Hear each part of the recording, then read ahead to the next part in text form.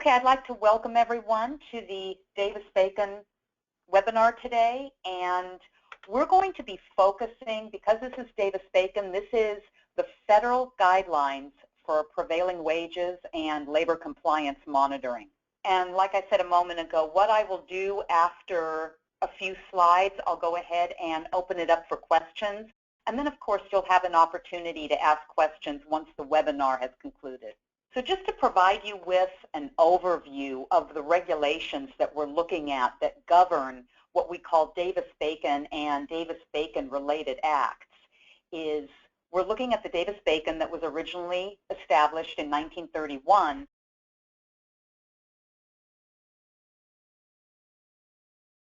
And the primary objective of the regulation is to protect non-local and really local businesses, contractors from low bidding on contracts, and ultimately to protect the workers to make sure that they're insured a prevailing wage on federal projects. With regard to your resources, and we'll be referencing these quite a bit throughout this webinar today, is we have a contractor's guide to the Davis-Bacon labor standards.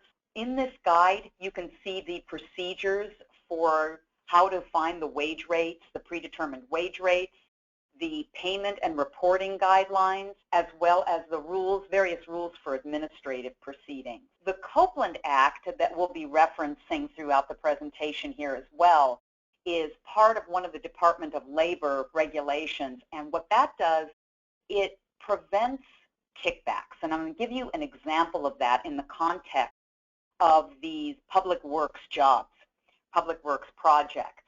For example, let's say you have a construction project and the employees are being paid by check. And everything looks fine on the surface. Their check amounts are correct. It looks like they're being paid the prevailing wage amounts. But let's say the employer, the owner of the contracting company, then all takes the employees and says, hey, I'm going to help you out here. Let's go to the bank. Let's cash those checks. And then the employer turns around and requests a cash payback, requests some cash from the employee. So they are not receiving the full amount. And that's actually a true scenario, but there are variations on that where it looks like they're being the proper amount on paper, but in reality, they're receiving less than they're entitled to. So that would be a kickback. And again, there are various scenarios. So the Copeland Act is what protects employees from employers committing this type of violation. Another area that is governed by the Department of Labor is the construction contract provisions. So there are certain provisions with respect to Davis-Bacon that have to be incorporated into the contract. And that includes the wage rates, any scheduled revisions, and overall the contractor's obligation to comply with the requirements. So all of the labor standard provisions. And one of the most important of this are the wage rates, because that is also required in the proposal itself. A contractor going into the bidding process has to know exactly what their labor is going to cost them. So you have to know what those rates are, and that's going to be instrumental as we go through these regulations today with respect to how long are those rates in effect, which wage determination are you actually referencing. Okay, let's focus specifically on the Davis-Bacon Act. And the federal regulations that govern Davis-Bacon are for all contractors. It applies to all contractors and subcontractors that are working on federally funded or District of Columbia related contracts, projects. Now, I want to distinguish the Davis-Bacon Act from what we call Davis-Bacon related acts, or the DBRA. So we have those where you have a contractor directly working on a federally funded or DC contract, or the Davis-Bacon related act, and that is where you have federal agencies that are receiving financial assistance for construction projects through grants, through loans, insurance. So that's what we call DBRA. So we have the Davis-Bacon, and then we have the Davis-Bacon related acts.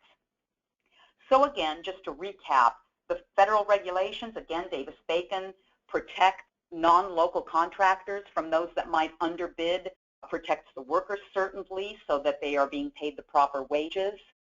It requires the payment of the locally prevailing wage and fringe benefits as determined by the Department of Labor and the governing regulations. It applies, and we're going to go into this in a little bit more detail as we go through the presentation, but it applies to what we call all laborers and mechanics. When we talk about mechanics, it's not mechanic in the literal sense. So mechanics translates to your operating engineers, cement masons, all of the other, the classifications.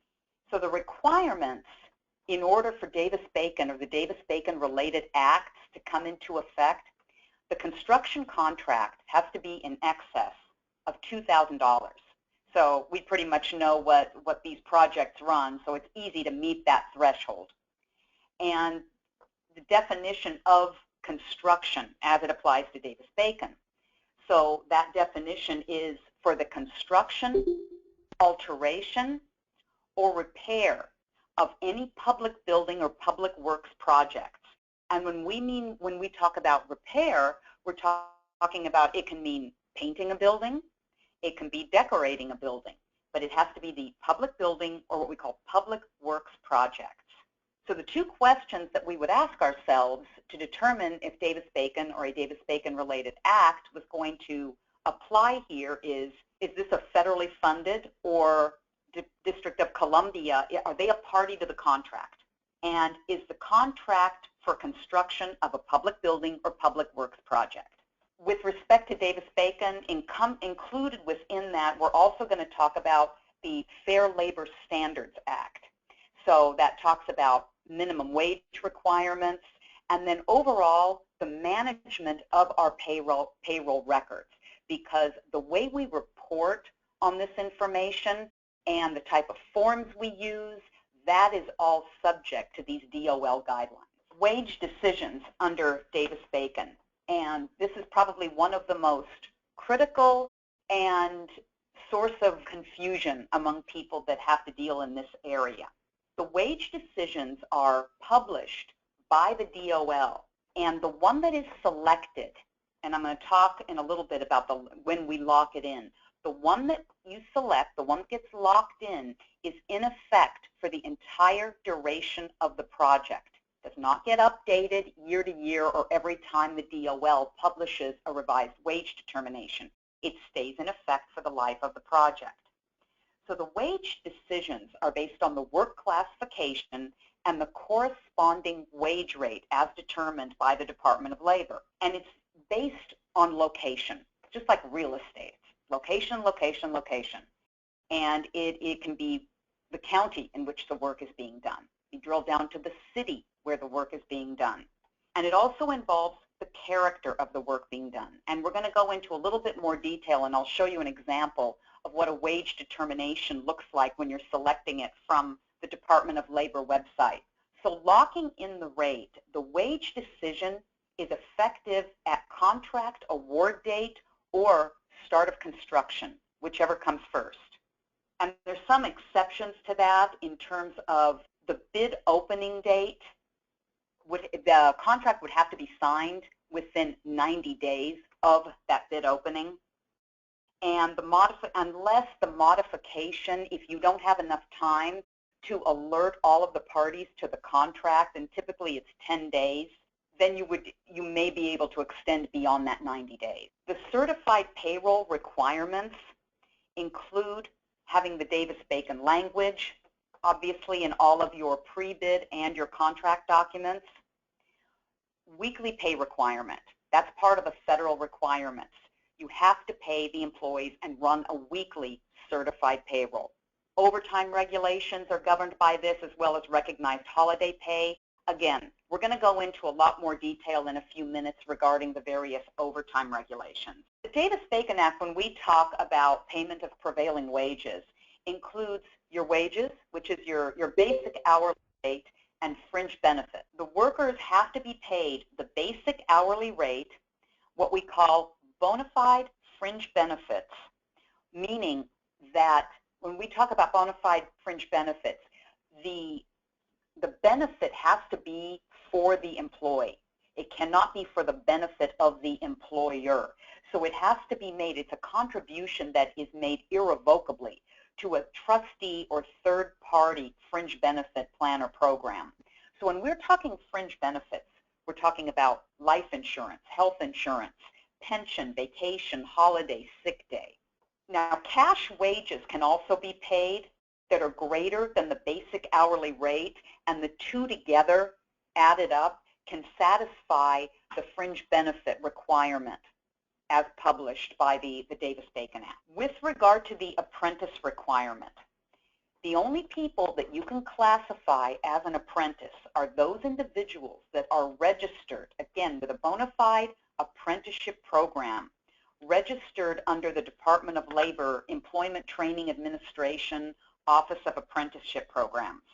So it has to be a recognized program. And this is oftentimes, we'll talk about the difference between what we call an apprentice versus a trainee versus a helper.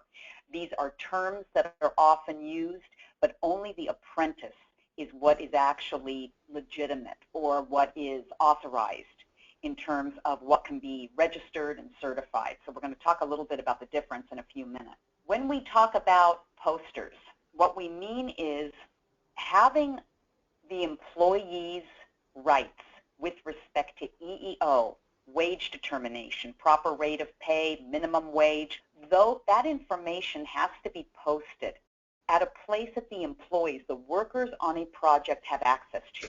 Typically, we recommend these are posted at the job site because this is where the workers coming and going every day have access to see that information and know what their rights are with respect to being paid the proper wages and the EEO requirement.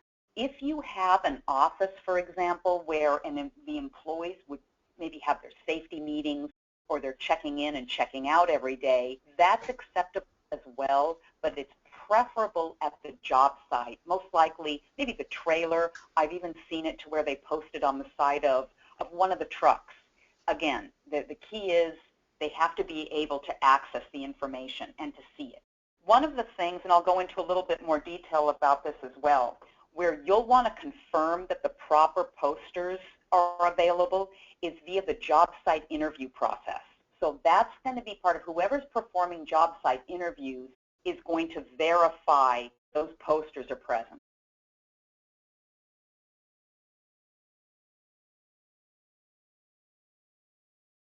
Okay, wage classification guidelines. So the classifications reported, they have to match the work observed. And what that means is, again, somebody going out there and performing job site interviews has whatever they see that employee doing should match the classification that the employee is reporting that they fall under.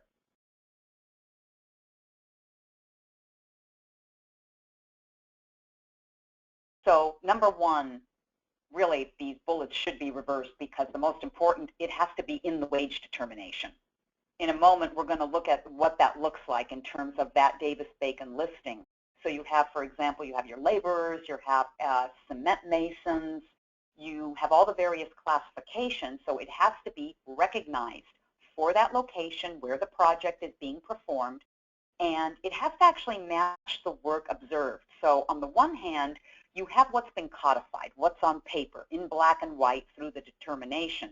But again, you have a visual inspection that is being performed by a job site interviewer. So if I walk up and I talk to someone and they tell me they are a Group 1 laborer, but I see them performing a task that is very obviously the work a cement mason should be performing, I know right away there's a red flag there.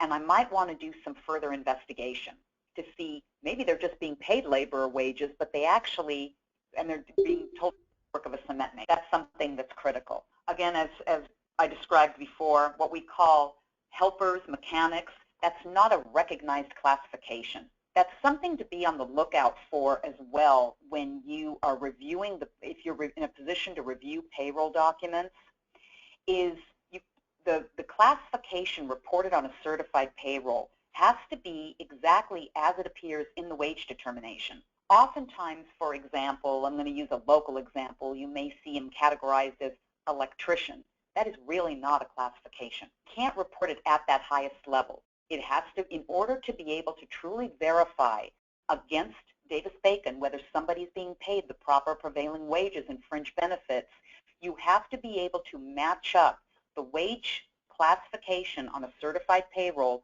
against Davis-Bacon. So again, workers that you'll see classifications for, so workers that we call covered by prevailing wage, they're primarily those crafts where the duties are physical or manual in nature. So that's the regulatory definition.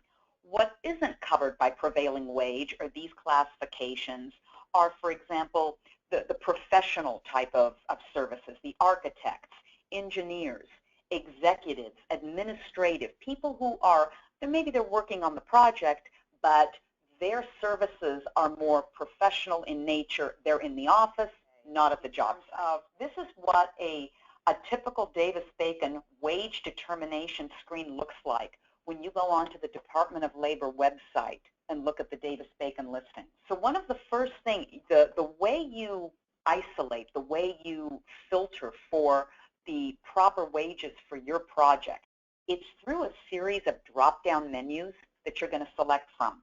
So one of the first items that you need to identify is the state. So if you're doing construction, obviously in this case in California, the construction type, and there are 4 different types of construction. So you'll be selecting from residential, which deals more with single family homes, apartment buildings that are less than 4 stories. Buildings are what are greater than 4 stories. So residential versus, that's distinguishing between what's called residential versus building. Building is going to include hospitals, schools, shopping centers. Highway is most of your federal highway projects, freeway construction, grade separations. So anything that is road, street, parking area related is going to be highway. There's one other category called heavy, and we call that a catch-all. For everything that is not characterized as residential or highway, it could be things like canals, railroads, tunnels, things like that you would classify under heavy. So that's going to be the second item from the drop-down menu that you're looking at when you're trying to isolate the applicable wage determination. The other critical item is the county in which the work is being performed. So you're going to select the county where the project is, and at that point you should be able just to submit that, and then the proper wage determination will appear.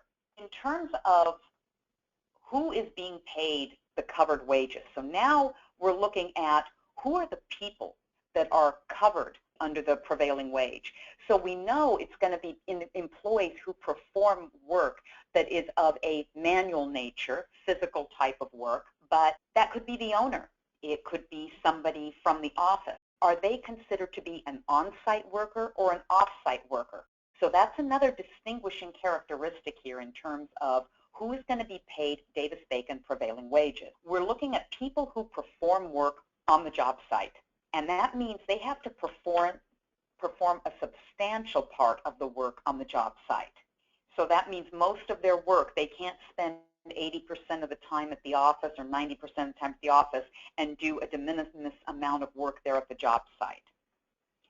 So think about it too when we're looking at owners or administrative personnel. It's based not so much on their title, but the duties they perform.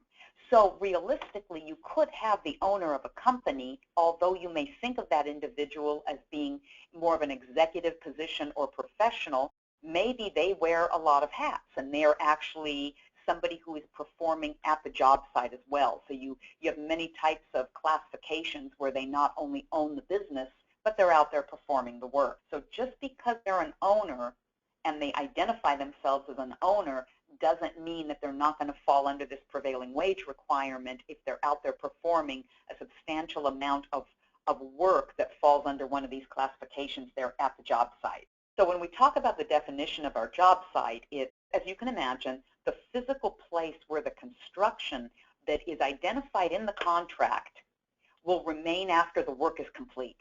That's considered the project site, or any other site where there's a significant portion of the work being constructed.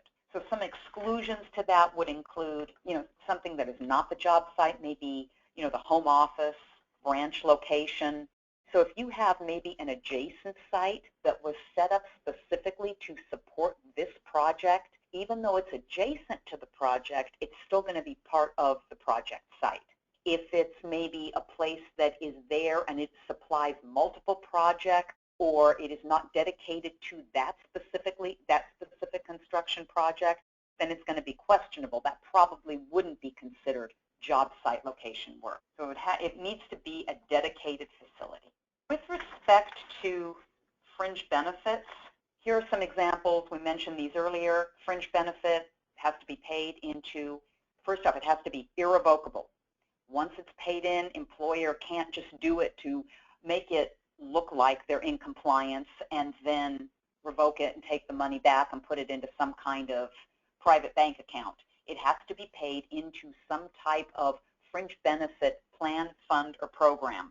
Typically, fringe benefits, they're going to be limited to what you would imagine, life insurance, any type of health insurance, pension, vacation. These fringes have to be paid weekly for all hours worked, have to be paid into a bona fide plan. And again, the cash wages paid between the basic hourly rate and the fringes together. Okay, so you can pay a higher amount in the basic hourly rate under Davis-Bacon if that'll meet the threshold amount for overall for the Davis-Bacon prevailing wages.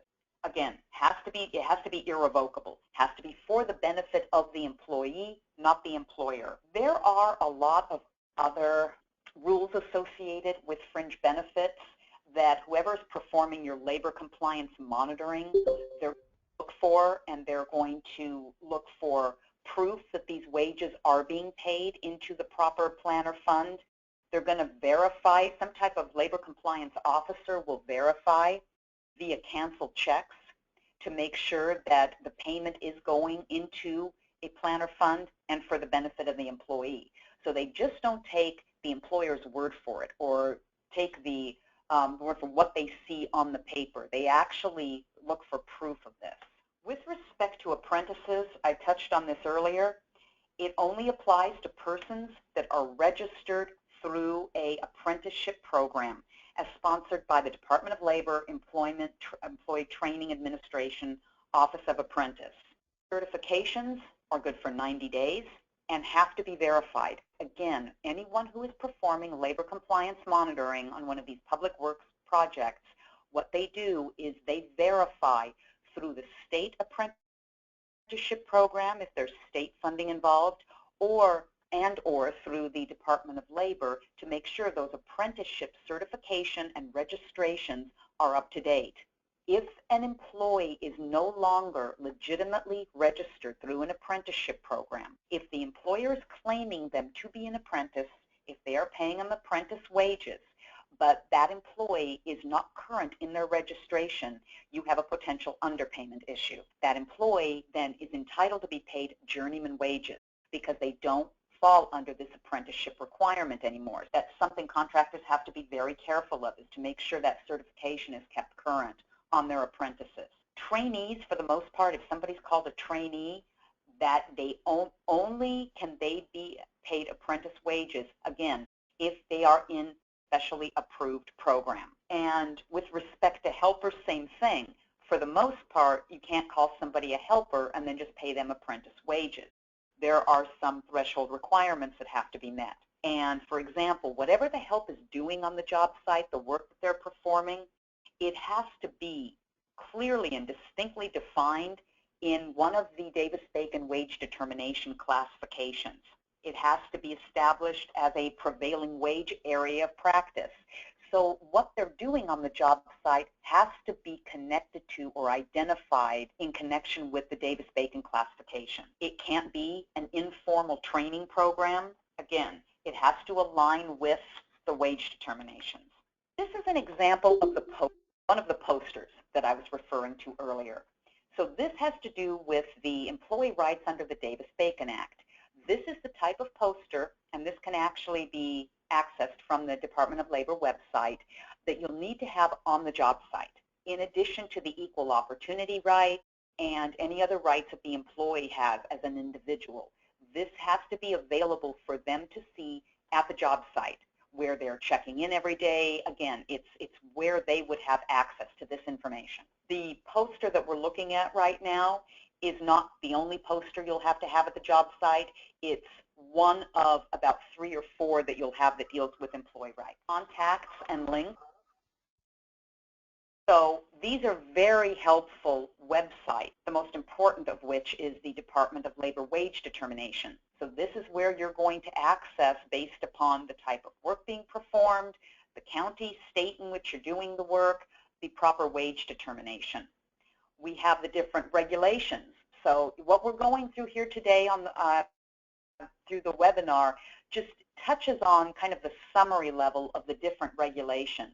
Anything that you would need more detail about can be in the Davis-Bacon Compliance Overview, as well as the Field Operations Handbook, which is a comprehensive guidebook of all the rules and regulations associated with Davis-Bacon and the related acts. And something we're going to talk about in a little bit more detail in just a moment here is the actual payroll reporting form, what you submit in terms of your payroll register and the statement of compliance that makes it a certified payroll. In fact, that's what we're going to be looking at next here. Now, one thing that's critical, this is issued by the Department of Labor. It is the Department of Labor Payroll Register, where you report the hours for where a contractor reports all of the pertinent information for the employee. Critical to note, it is optional in terms of this form, not submitting the information, but using this form. You can use an alternate form as long as it contains the same information. That's the critical element. It doesn't have to be necessarily this particular form as long as you're reporting the requisite information. So it has to include, obviously, the contractor, subcontractor that's reporting it, their address. The payroll number is the sequential number of the payroll. So the first payroll that's ever run on a project would be payroll number 1. And so on, then you would have payroll number 2. What you never want to have if that sequence is broken. You don't want to have on file payroll number 1 and number 3, number 5. During an audit, this is something that the federal government will focus on, the agencies will look at. So you want consecutive payrolls. You need the week ending date. Week ending can be any week ending day that the contractor establishes as part of their normal protocol. The key is, though, it has to be consistent. So you can't have week ending Saturday one week and week ending Wednesday the next week. If you're going to adopt a week ending period of Saturday, that has to be consistent throughout the project. You'll have the project name, location, any identifying information, the individual's name and address, social security number, and work classification. That is critical. Again here, the work classification has to match the wage determination in Davis-Bacon. So if they are a cement mason, a laborer, the different categories of laborers need to be specific. A lot of times the wage determination within a category, you'll have different descriptions of the type of work being performed, and that determines how much that worker's paid. So there needs to be a lot of specificity here with respect to the work classification and it aligning with Davis-Bacon. Want to break out the hours that are worked each day. So standard hours, overtime hours needs to be broken down. Likewise with the rate of pay. So you have the rate under the standard hours, and then you would have time and a half, obviously, for your overtime hours or double time, whatever the case may be. The gross amount earned, your deductions. So deductions are going to be what we call standard deductions, and non-standard deductions have to both be reported. So standard would be any taxes taken out. Non-standard falls under the category of other. Keep in mind, any deduction that is reported as other needs to make sure to have all the proper supporting documentation in place. Again, this is an area that is focused on heavily during audit. Every penny taken out of the employee's paycheck has to be substantiated and corroborated by official documentation, whether that's in an authorization form the employee signs, or maybe it is a court-ordered deduction. But whatever appears in there has to be supported by official documentation. All right, what we're looking at here is define it as a payroll register. It's where we report the specific information about the classification and what the employee has been paid. What makes it a certified payroll is the statement of compliance. Without this form, it is not a certified payroll. So it's the language in here and the signature of the authorized person that makes this certified. It has to be submitted every week with the payroll, with all of the information completed here. Most critical of which is obviously identifying who the person is who is authorized to make this certification. If you look toward the bottom of the form, you'll see that you need to identify, are the fringe benefits being paid into an approved plan, fund, or program, or is the employee being paid cash in lieu of fringe benefits? So that has to be checked. In some cases, it may be a combination of the two. There may be some exceptions to the rule, some exceptions with regard to classifications and craft. The more information you include in this form, the more bulletproof the form is with respect to being able to withstand an audit. Again, it has to be an authorized person who, it cannot just be somebody who is temporarily doing the payroll. It has to be somebody that the owner of the company has authorized to perform this function, who is taking responsibility for certifying that this is true and correct. This is simply another type of certification form. You'll see these more along used at a state level. Again, but it needs to have all of the information from the one we saw here. So you have to have the fringe benefit statement, and in terms of the certification language, which is the most critical. Mixed funding projects. What that means, and this is more common than not, where a project doesn't have solely federal funding. It has maybe local funding, state funding. Here in California, we do a lot of funding by the state as well as federal. So we have mixed funded projects. In that case, and this is something I probably should have mentioned at the beginning, when we're looking at the wages and we have a mixed funded project, we have to compare which is higher of the two, California prevailing wage under the DIR or Davis-Bacon, because you're going to pay the higher of the two. That's always going to be the general rule. And the same goes with any type of requirement, regulatory requirement. Pay the higher of the two wages, and if you have different definitions under the regulation, you always go with the most restrictive regulation. So that will cover you with respect to the compliance. And especially when you look at overtime rates, because those are going to vary a lot of times state by state. So again, you always go when you're looking between the state and the federal, go with the more restrictive. And again, California, there's special rates for Saturday and Sunday and designated holidays versus just straight in excess of 40 hours overtime. When you have a mixed funded project, your apprentices not only need to be registered under a federal program, they need to be registered under the state program as well, and that has to be verified. So if you're working on if you have a mixed funded project, make sure that for that 90-day period, they are in compliance and current with their state as well as the DOL registration. Penalties and violations. So this is what it all comes down to with respect to non-compliance of Davis-Bacon and state.